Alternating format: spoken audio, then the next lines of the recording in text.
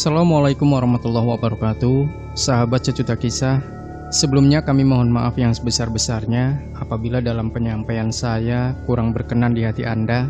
Mungkin karena intonasinya ya, katanya terlalu banyak koma, ada yang bilang beginilah itulah.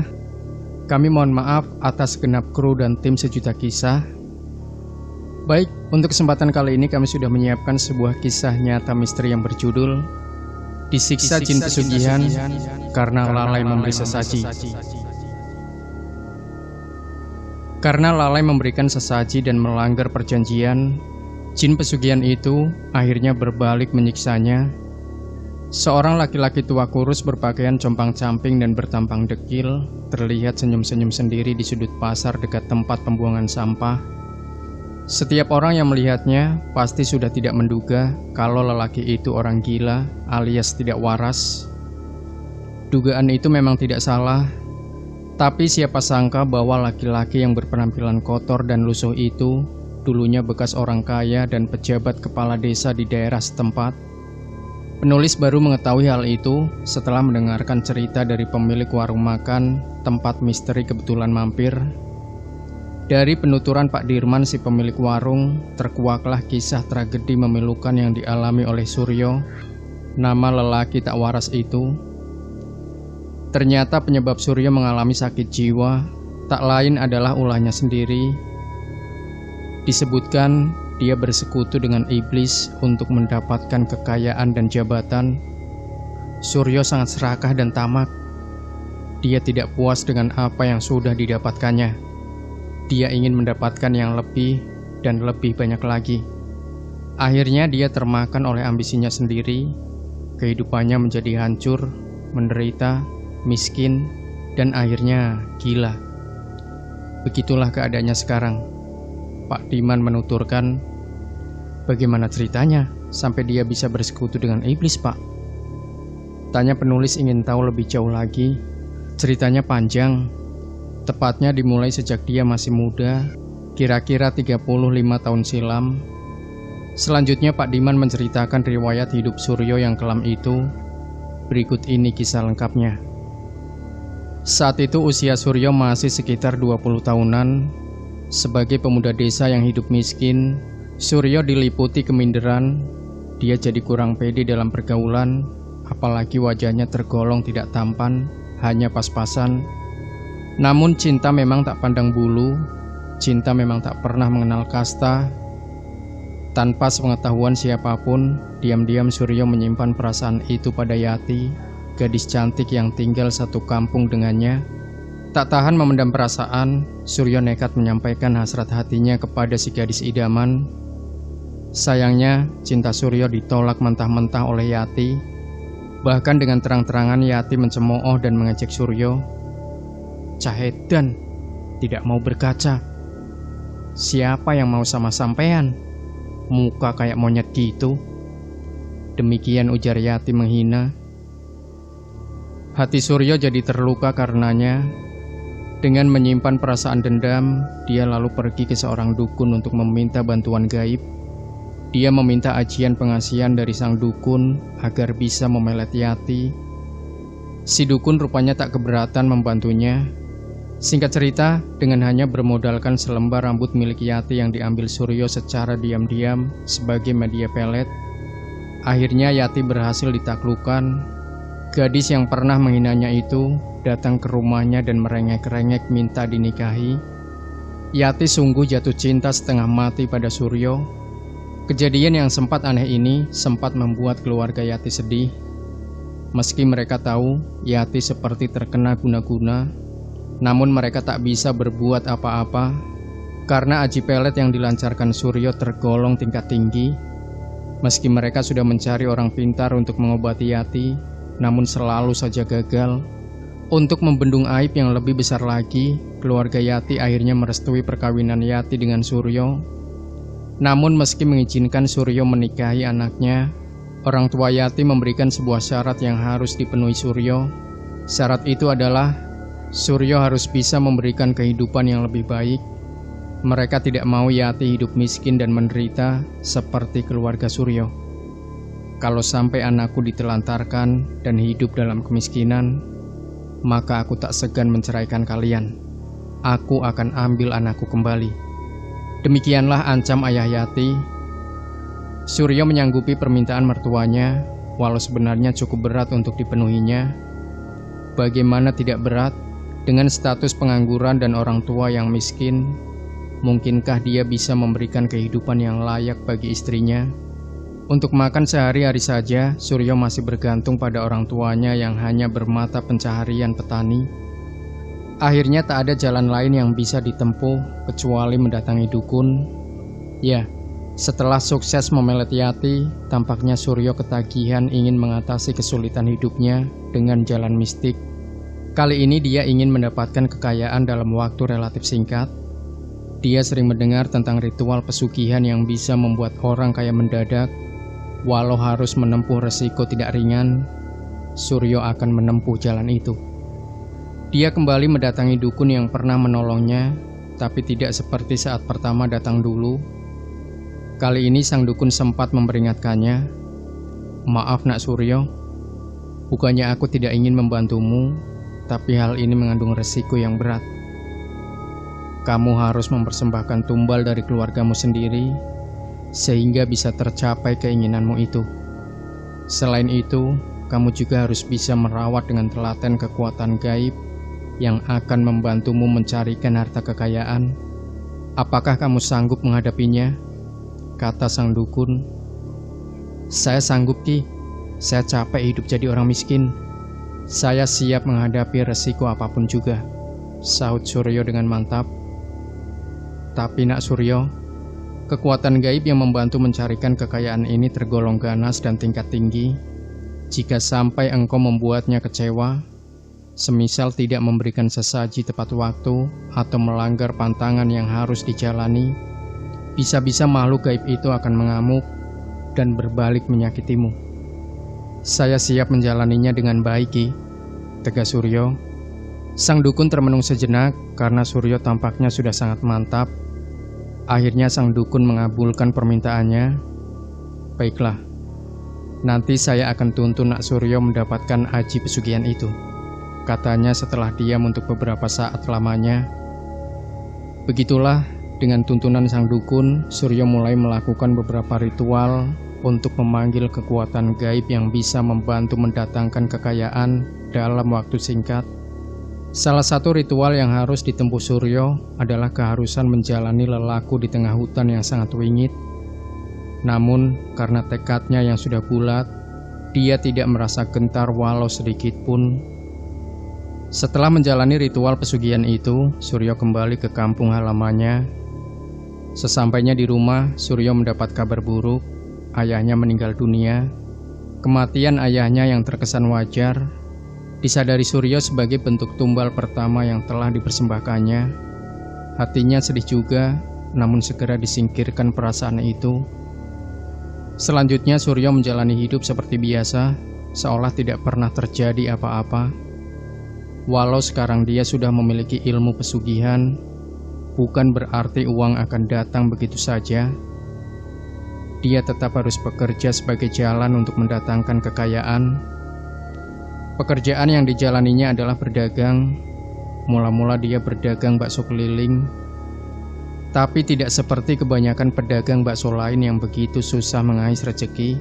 Suryo sebaliknya, dagangannya selalu laris, bahkan kemudian berkembang menjadi besar. Jika tadinya berdagang memakai gerobak, kini sudah membuka warung sendiri. Kehidupan Suryo pun berubah menjadi lebih berada. Banyak orang yang kagum dan takjub dengan perkembangan hidup Suryo yang begitu pesat. Dalam waktu relatif tidak lama, Suryo bisa merubah hidupnya sebagai orang kaya. Dia bisa membeli tanah, membangun toko, membangun rumah, membeli perabotan mewah dan membeli kendaraan. Namun, perubahan hidup Suryo itu bukan tanpa kecurigaan orang-orang di sekitarnya. Mereka mencurigai kekayaan yang didapat Suryo dilakukan dengan cara tidak wajar. Hal ini dibuktikan dengan beberapa kejadian aneh yang melingkupi hidup Suryo.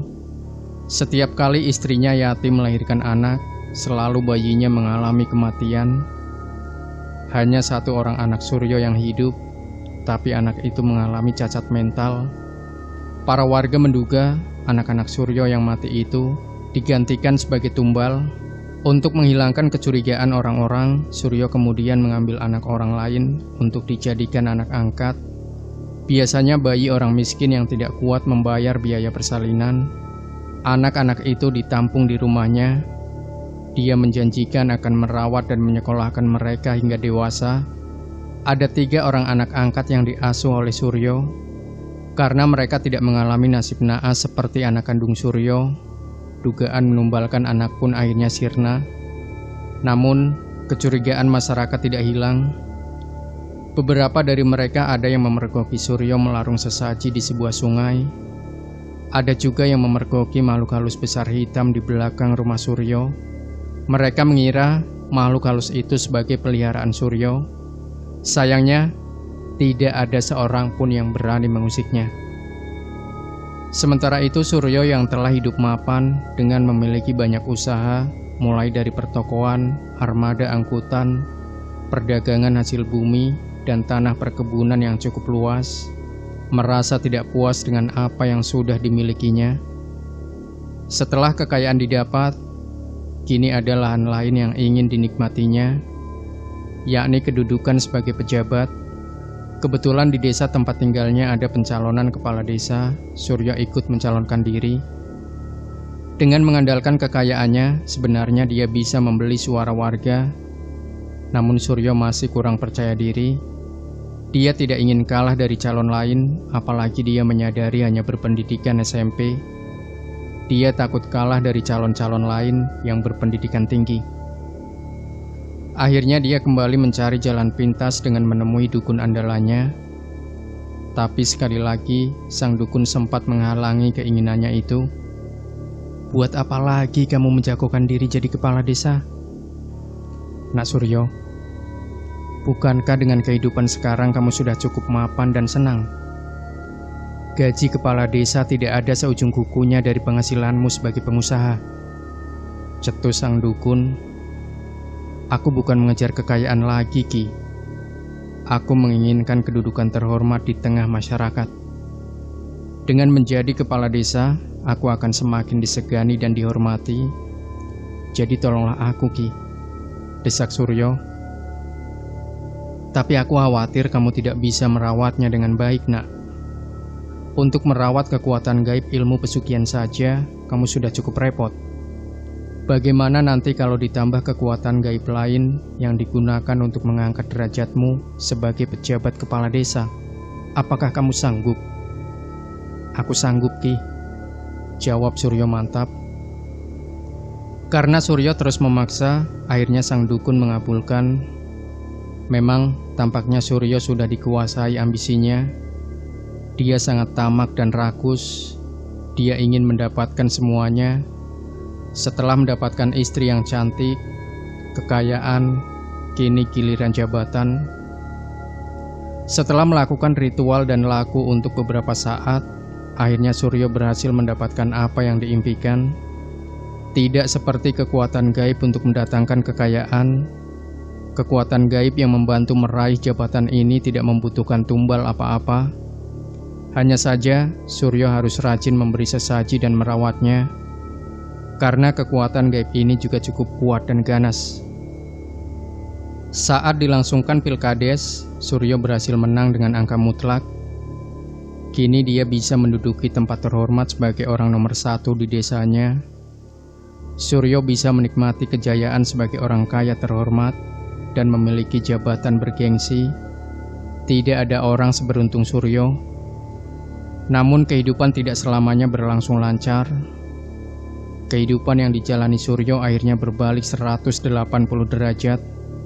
Mungkin karena terlalu terlena dibuai kenikmatan duniawi, Suryo menjadi lalai. Dia tidak lagi memperhatikan kekuatan gaib yang menjadi backing utamanya. Dia lupa melakukan ritual memberi sesaji, bahkan ada beberapa pantangan yang sempat dilanggarnya. Suatu hari Suryo mendadak jatuh sakit. Tapi anehnya, sakit yang dideritanya tidak bisa terdeteksi oleh diagnosa dokter. Obat-obatan yang diberikan pun tidak mampu meredam sakit luar biasa yang mendera tubuhnya. Suryo merasakan badannya seolah panas dibakar api dan perih seperti ditusuk duri-duri tajam. Mungkin itulah bentuk siksaan dari kekuatan gaib yang marah padanya. Sementara di sisi lain, kedok Suryo yang telah menggunakan ilmu pesugihan diketahui masyarakat. Hal ini bermula ketika salah satu anak angkatnya kedapatan mati secara tidak wajar. Orang-orang mendapati di dalam salah satu ruang di rumah Suryo terdapat aneka macam ubur rampe yang biasa digunakan untuk acara sesembahan roh halus. Tak pelak lagi, hal ini menimbulkan kemarahan masyarakat. Mereka merusak rumah Suryo, sementara Suryo sendiri mengungsi ke tempat lain. Kejatuhan Suryo tinggal menunggu waktu. Satu persatu usahanya bangkrut dan hartanya habis karena digunakan untuk mengobati penyakitnya. Malangnya, Yati istrinya yang tiba-tiba tersadar dari pengaruh pelet kembali kepada orang tuanya dan menuntut cerai. Sementara anak-anak angkat Suryo kembali kepada keluarganya masing-masing. Mereka ngeri setelah mengetahui Suryo bersekutu dengan setan untuk mendapatkan kekayaan. Akhirnya Suryo jatuh miskin dan hidup terlunta-lunta. Dia kehilangan jabatannya sebagai kepala desa karena sudah tidak bisa melaksanakan tugasnya dengan baik. Dia juga kehilangan seluruh harta kekayaannya. Untunglah ada seorang kiai berilmu yang menolongnya melepaskan siksaan jin peliharaannya. Tapi sayang, kesembuhan Suryo tidak berlangsung 100%. Dia berubah tidak waras alias edan. Mungkin itu sebagai karma atau balasan atas perbuatannya bersekutu dengan setan. Begitulah kisah yang dialami Suryo. Semoga kejadian nyata ini dapat memberikan pelajaran berharga pada kita semua, bahwasanya kita jangan sekali-kali berhubungan dengan iblis maupun pengikutnya seperti jin dan bangsa halus lainnya, sebab sudah jelas bahwa iblis menyesatkan hidup manusia. Wallahu a'lam bishawab. Demikian sahabat sejuta kisah. Jangan lupa berikan komentar Anda, like, share video ini, subscribe channel Sejuta Kisah, dan kembali nantikan cerita terbaru dari kami. Sampai jumpa. Wassalamualaikum warahmatullahi wabarakatuh.